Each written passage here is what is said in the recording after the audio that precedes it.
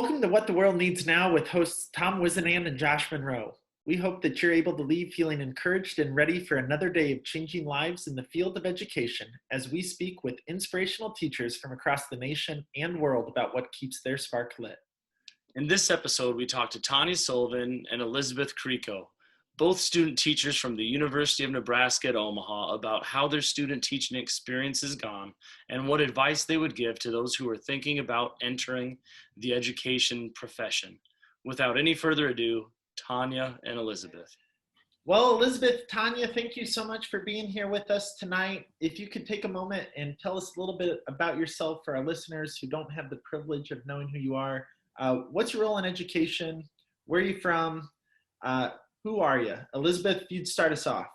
Yeah, well, I am currently your student teacher, Josh. I'm Elizabeth Creco. I'm graduated from Millard North High School, and I have about 2 weeks left of student teaching before I'm off on my own. I was originally going to do nursing, and then I decided not for me, and I still wanted to work with kids, so felt like teaching would be the best fit. And I don't know, I've always liked working with kids, and I've always liked the school aspect, so it just seemed like a really good fit, and I really love what I do. I love it. Tanya? I'm Tom's student teacher. Same thing, about, a week and a half now left of student teaching.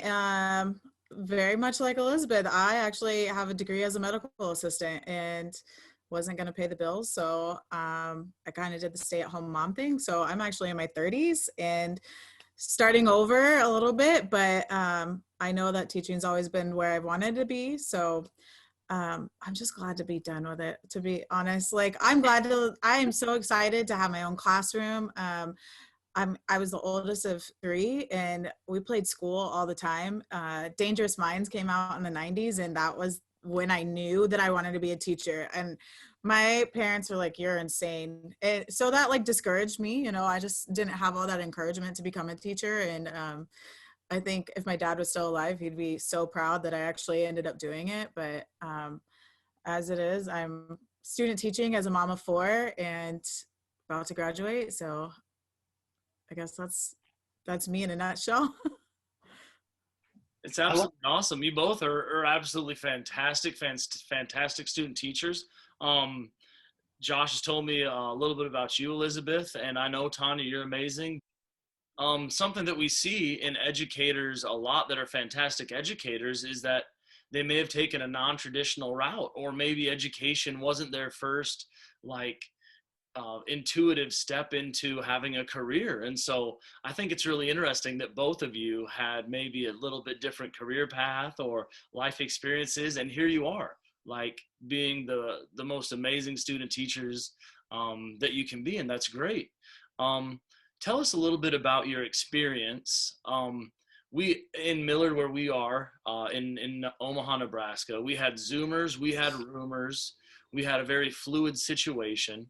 And I know that I was a little concerned. I was a little worried about having a student teacher go through this process with me. So Tanya, would you tell us a little bit about what your experience has kind of been like, as far as what you thought it may be like when you started student teaching, and then where it's ending up? Yeah, I'm not gonna lie, have the idea of having Zoomers and in-person students really intimidated me at the beginning. I've been able to substitute in different districts throughout Omaha, where it was only Zoom or it was only in class. So it was just, I was intimidated, I'm not gonna lie. And when we do have those handful of times where kids go back to Zoom, I'm like, oh man, again. But we make it work. And I think UNO did an amazing job of just throughout the process of our practicums and everything, they made us implement technology. So I think that kind of gave us a one up a little bit, is just, I can go and I can create things a little easier. And I tell you all the time, Tom, TikTok is an amazing resource. I learned so many things from there. There's a lot of teachers on there, and but otherwise, I've loved it. I've loved the experience. It really is. I was also nervous about having a male teacher. I've always had female teachers. I've never been in a male classroom unless it was as a para. So I wasn't sure how we would vibe together. And I feel like day one, we knew like, all right, we got it.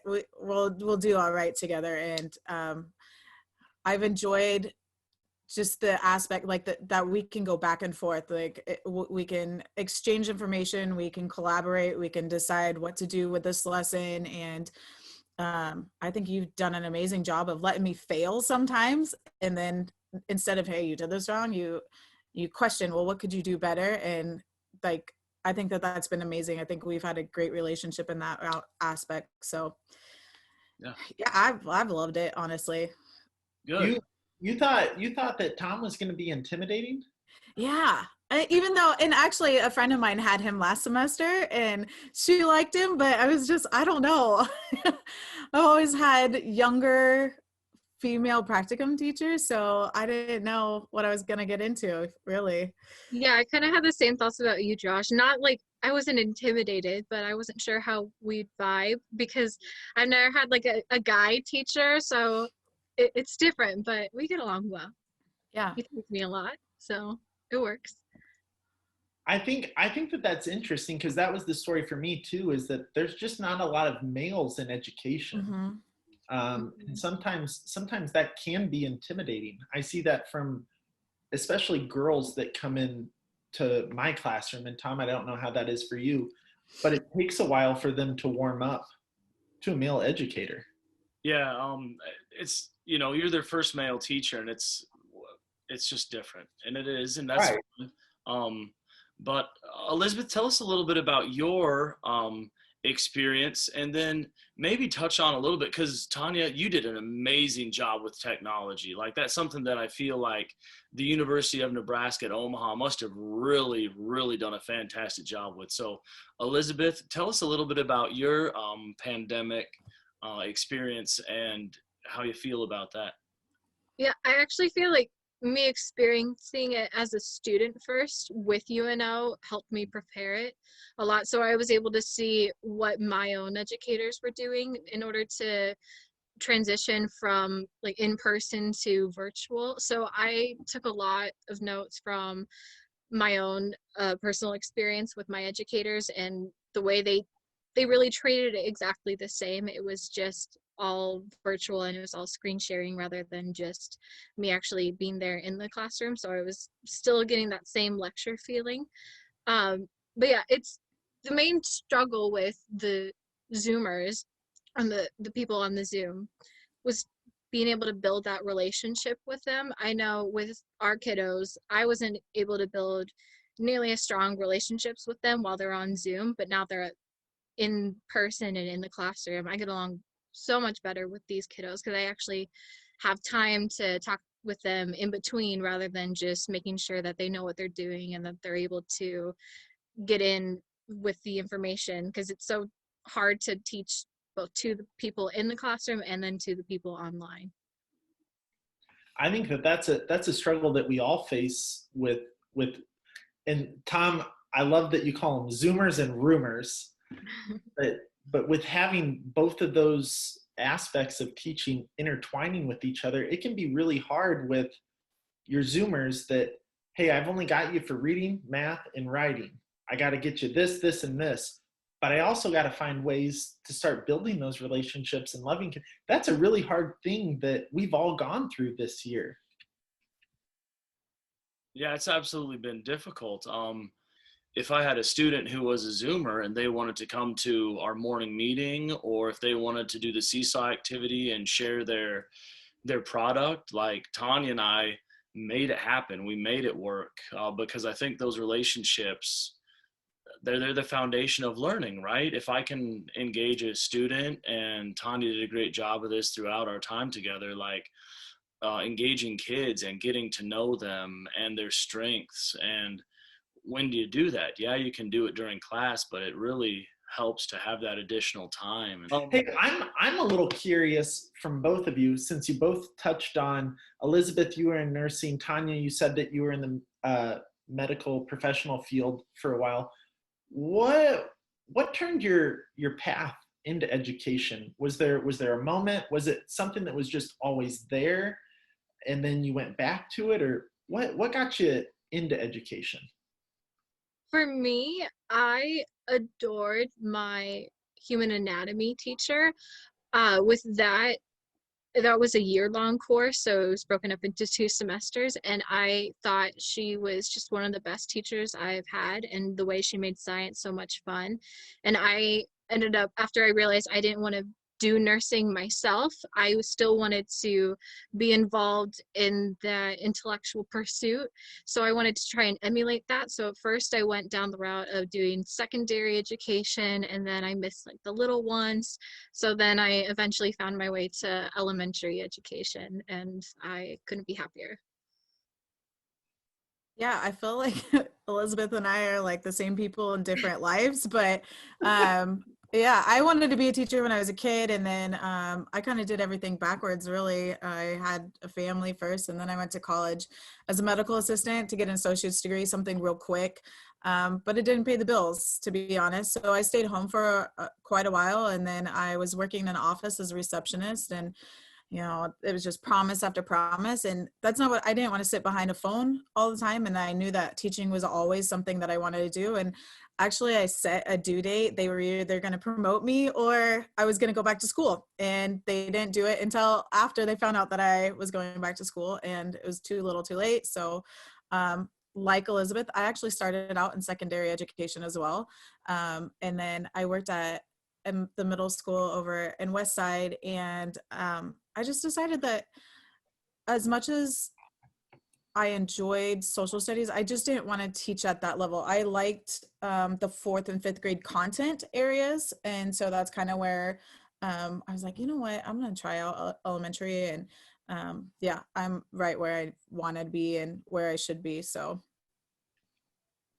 Yeah, you are. It's amazing to watch good teachers who are sold on the profession. Like they just get it, they know it, and it's been a wonderful experience. I think part of the experience is that's made us successful is the whole idea of team teaching. And I know that this is something it's been super helpful, team teaching during student teaching. And I don't think we could have done it any better in a pandemic than what we did with it.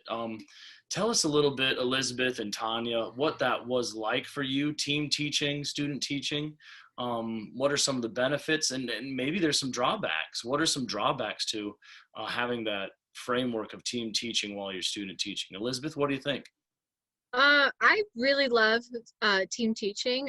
That's going to be like one of the main things I miss when I go out on my own, where it's just going to be me. Like I'm going to miss like bouncing off, and I think it's really helpful to the students because we've had experiences where I'm teaching and then Josh will give an insight that helps the students understand the concept, or I'll do the same thing, and it's just having two minds trying to convey the same information and offering a different perspective. I think that's really beneficial to the students, and then also for me to note that and then use that in the next lesson. And then I can't really think of many drawbacks other than that's not what it's going to be like when I have my own job, but otherwise it's great all around. I do it all the time if I could. yeah, 100%. I think there's times where in practicums, nobody really jumped in unless I was completely flopping. And I think that, Tom, you do a really great job of, if the kids are asking me a question and I can't think of a better way to explain it, you have the experience to jump in and be like, well, this is it. And then the two of them together, the two ideas together, the kids really start to understand the concepts. Fractions are impossible, but if we teach it in 10 different ways, maybe one of them will click. So yeah, I think I keep saying this, every teacher needs a para in the classroom, especially, our spicy students that are out there. Just having somebody in the background helping that student while the other one gets the class going and we're getting on track. And at some point we can both come together and help that spicy student and get them on track. So yeah, I wish it was in the budget to have a para in every classroom, because it's extremely helpful. And like Elizabeth, I think that's the biggest drawback is I'm going to miss it next year. So Yeah. crossing my fingers that it's all right without you. You'll be good. I know you will. I know Right. you will. You guys are both going to do absolutely amazing things, and you're going to have wonderful careers where you change lives every single day. Elizabeth, I see it every day in our classroom with what you do, and Tanya, from what Tom tells me, you're going to be a world changer. And I think that that's the best thing that I've seen too, is especially 10 years in, Tom, 50 years in. I know. It feels like it some days. Every one of them. Man, no. Thank you for the laugh, Tom. Tanya and Elizabeth didn't really laugh at first, but I think that that's the best thing that I've seen too, is that we're able to bounce ideas off each other. Or if I'm trying to explain something to kids and they're not quite getting it, Elizabeth can say it in a different way and bam, they got it. And that's what I love about it probably the most, is how much back and forth you can have with them.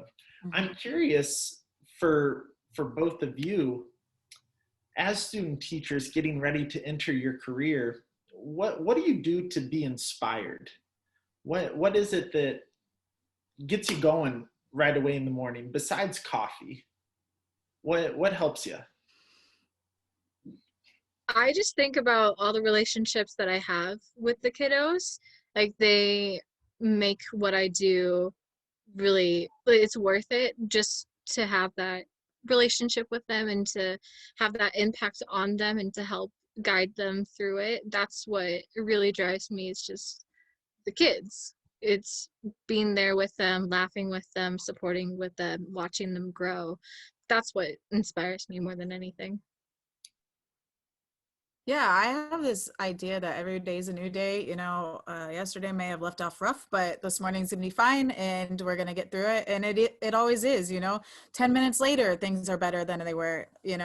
So I think that's what gets me going in the morning, even on the days where I didn't sleep well because of whatever happened the day before. I just know that every day is gonna be different, and every lesson's gonna be different, and the attitudes are gonna be different.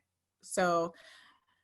And I'm with Elizabeth. I love the kids. I love seeing them smile. I love joking around with them. I've got some buddies in the classroom that we can mess around, and I know that they'll pull me out of my funk. Or even, I don't know, there's the one student who's every day, "Hey, Miss Sullivan, how are you doing?" "I'm doing great." And it will completely change my attitude about whatever happened 2 seconds ago. So Yeah, people are great. Kids are great.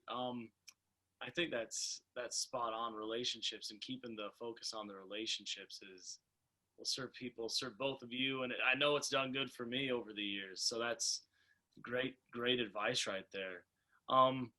Something I've really, really loved about having Tanya in the classroom is like this wealth of knowledge of apps and new things that she brings. And like, just Tanya, tell us a little bit about some of the apps that you brought to our classroom that the kids have really like loved to do, or some of the cool technology pieces you've used. And Elizabeth, tell us about some of the cool technology pieces that you use, because I know sometimes we get in a rut as teachers and we do the same programs and the same apps and the kids get burnt out. So tell us a little bit about those.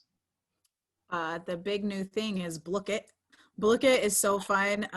It's just like Kahoot, really, except they have different levels of games, whether that's battle royale or they're just racing to answer questions. And the nice thing about it is the questions will repeat themselves. So the kids can find and it'll tell them the answer too. And so then they can get the answer right the next time. And sometimes they're just stealing coins from each other or swapping coins. So even the smartest kid in the classroom is not always the one that's going to win. So it gives those students the opportunity to build their confidence in the math skill that we're working on or the language arts skill. So Book It is the big new thing in our classroom right now. The kids love it. And then just the other day we did Padlet, which I kind of like put in the back of my mind, kind of forgot about it, but we're going to do something with sticky notes for the morning meeting. And I wasn't into really getting sticky notes out that day. So I said, let's just do it on Padlet. And they loved it. They loved that, it had a cool little background. They liked the idea that they could go and like other people's comments. And I like the idea for our morning meeting, it was kind of a secret. They were making wishes for themselves and for somebody else. And I like that you can turn the feature off that doesn't have their names. So you didn't know who was posting what. And but you could still go through and like it. And I think those are the best ones I've seen. Other than Google Slides, I like being able to assign individual Google Slides for them. Google's great, honestly. There's just so many things you can do with it with Google Classroom, but yeah. Yeah, you kind of stole mine. We we just used Padlet the other day for reading, just to get them going and to get all their ideas generating. And then we use a lot of GimKit and BlueKit, or however you pronounce it, just to practice math facts or figurative language or parts of speech, just to make things more fun with them. And then I also use Canva, and that's not something that they really use. It's more of a on my end, and I use that just to like design different things. Like tomorrow we're going to be doing a clue game, and I made the slides that we have to still print out on Canva to make it more fun and exciting, kind of like a breakout room type for math. So just being creative with what you have. Like we even use Google Slides just for regular math lessons and just like taking apart the textbook. Just, you don't have to get all fancy, just taking apart what you have and trying to translate it to technology. If we would have done this a week later, I'd be excited to hear what you say about this, because Elizabeth put together this whole breakout room all on her own, and it's based off of the game Clue. So there's this murder scene that we've got set up, and there's different corners of our rooms, or the ballroom and the kitchen and stuff. I'm excited to see how it goes, because that's the kind of stuff that, Tom, like you're saying, we get in this rut that they're bringing in for us and helping us. Hey, let's get them engaged and let's do it like this. Elizabeth, you also do lesson planning a lot different than I do. Oh, yeah. I think you can talk about that, because I think that's something, as an old timer with gray hair, the first time you said it, I was kind of like, yeah, what? That's not paper and pencil, so that can't work. I use Rocketbook, and it's this reusable notebook, and I got it really cheap off of Amazon. I think it was like $25-ish.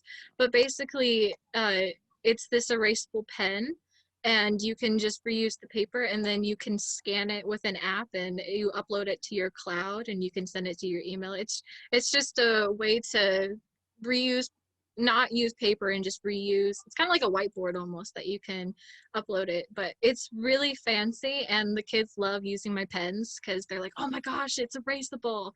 And yeah, I really like it a lot. It really sounds convenient. fancy. It sounds And my favorite thing is it erases with water too. So my favorite thing is to get the paper wet and then just wipe it off. And the kids are all like, whoa, it's magic. It's really fun to see them all freak out about it. Bro, she showed me it. She opened it, and it was one piece of paper. She's like, yeah, I'm going to do my lesson plans there. And I was like, oh, all right. All right, you do it. But bam, then it's on her computer, and she's, hey, here are my lesson plans. I'm like, well, how did you do that on that? And she's trying to explain it to me. Wow. You're not that much older than me. That's pretty cool, dude. I'm not going to lie to you. I might get on Amazon tonight. Right? No, that's what I was thinking too. It was pretty You sold all of us on it. You get a commission, Elizabeth. I'll do double it. Like I'll write it on a notebook and then I go type it up instead of. That's so much smarter. Mm-hmm. Mm-hmm. It's pretty awesome. Hey, I want to ask you guys a little bit of a tough question, since you're just going into your career. I'm curious, what do you feel like the most important issue facing public education today, or just education in general? And it could be from, I guess, a student standpoint or from a teacher standpoint, but what's the thing that's weighing everybody down? What's the most important thing that we need to be focusing on? Could I add a little bit before they answer? I'm just really curious about this, because sometimes I get in a rut of thinking about K-12 education, but I think it's really a gift that we have student teachers. And so I'm curious about maybe in the higher ed department too, like what what is the biggest rocks facing, if I can, Josh, just change it a little bit to I not want just it. I want it. K-12 education, but like pre-K to master's degree education, right? Like, so there you go. I just had to change it a little bit for that. For me, it's being culturally responsive without um, upsetting the community that you're in. I think that it's really important that we continue to try to be culturally responsive and have windows and mirror books, and everybody is represented in the classroom without listening to necessarily what's going on in politics or in the news, and just focusing, making it about the children. I think that's really hard to do right now, especially in the climate that we're in, and the last couple of years. Just I have an endorsement in ESL, so I've taken a couple classes on that, and I do recognize it. And depending on the schools that you're in, you see it more in one school or in the other school. So and I think that has to do with the community that the schools are in, but I think it's still valuable regardless of where we're at. So I think that would be, I don't know, that's like one of those tough subjects, but I think that that's really important to me. And I hope to implement that a lot in my own classrooms. So For me, I think it's the emotional aspect to the child, because so often I see it's only focused on the grade or on like the point chart or things of that nature, and it really depends on the teacher themselves if like SEL is incorporated into the classroom. So even though they may succeed academically, they're left behind either socially or emotionally. So they can have all the knowledge in the world, but if they don't know how to process their own emotions or how to relate with their peers, they're not going to thrive in the real world. So being able to uh, be more intentional in how we teach kiddos on how to deal with their own emotions and how to relate to one another and being able to empathize with one another, I think that would do so much good for future generations. What is one piece of advice? We have other student teachers, students who want to be teachers in colleges and universities across the country, who listen to the podcast, watch the YouTube. What is a piece of advice that you would have to give to people who maybe their last semester before they student teach, or maybe they're coming to the end of their student teaching as well? Like, what advice would you give them through your experience? be willing to take risks. It's okay to mess up. Messing up is a learning experience. Teaching it wrong. One of my first math lessons, I taught them completely wrong. And then I walked around and I ended up talking to you, Tom, and I was like, why am I doing this wrong? And then I had to reteach it because I had told them completely wrong how to do it. So yeah, it's okay to mess up, and they're still going to like you tomorrow. It's fine. Just go ahead and mess up and take those risks. It was math, and I've never taught math, so it was cool. Yeah, I would say kind of the same. Don't be afraid to mess up, because I've messed up sometimes before. And also just don't take for granted what you have. Like build relationships with not only your kiddos, but like the staff around you, and just have a good time. It's really fun. I love that you talked about taking risks, because it never gets old. And even when you're 50 years into teaching, it's still there you go, Josh. Um, yeah, it's still about messing up. And you may mess up a relationship with a student, or mess up a relationship with another adult in the building, or a relationship with a parent. And it's really about just coming back to the point of saying, like Tanya was saying, it's tomorrow's a new day. Tomorrow's another situation. I can go back and redo my mistake and make things better. So I love that. Take those risks and feel free in taking those risks. So I think that's absolutely spot on. That's awesome. Yeah, and I think if we take both of those about the taking the risks and the relationship part, it's like what we try to teach our kids, right? Like, don't be afraid. This is a safe place. It's got to go both ways for the teacher and the student. Like, you got to be able to trust me that I'm going to get you where you need to, but I might mess up because I'm going to try some new things with you. I want to try Canva. Did I say that right? Yeah, you got it. And I want to try this Blue Kit. I want to try all these new things, and we might mess up, but trust me that I'll get you there, right? You know, the last question that we ask, and Tom, I don't know if you want to sing for us. I haven't the last few times, and then I go to school on Friday, and my voice is pretty good. I'm afraid if I sing, I'll mess it up for tomorrow. But I saw you dance today, so. See, and Elizabeth gets the privilege of hearing me sing early in the morning. So, and he gets out his golf guitar. It's a whole show. I get my golf guitar out, and I annoys the students. It's a great time. They don't like it. But the last question we always ask is what the world needs now. And Tom painted it perfectly to me when we were building this idea of we wanted our podcast to be of. Back in the 60s, it was love.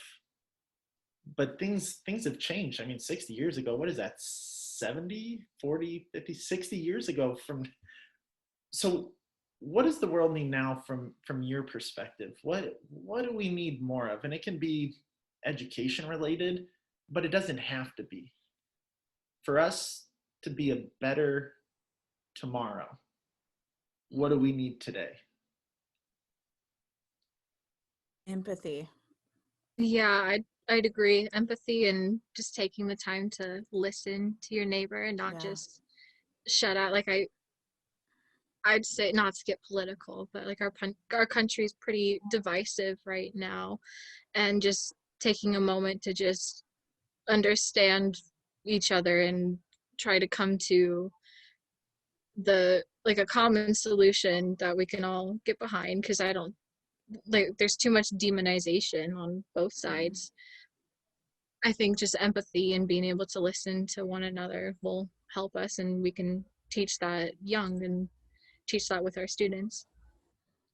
I think that's right. I think empathy goes a long way. I think understanding other perspectives, I think having that sense of community and really striving to be involved with one another and really understand, that we're not silos. We're not meant to be individuals, that we have commonalities, and we're better together as society and humans. So. Yeah, and I think the way that you're explaining that is perfect too, because there's a difference between hearing somebody and listening to somebody. And if we can get to that empathy side, we'll realize we need to start listening to each other. I love it. Hey, thank you so much for being with us. Elizabeth, I get to spend every day with you. Tanya, Tom gets to spend every day with you. So we have the privilege of knowing you, but you guys are bringing such an awesome perspective to us, and we really appreciate it. That's been wonderful. Thank you both for taking your time and telling us what the world needs now from some of the greatest student teachers out there.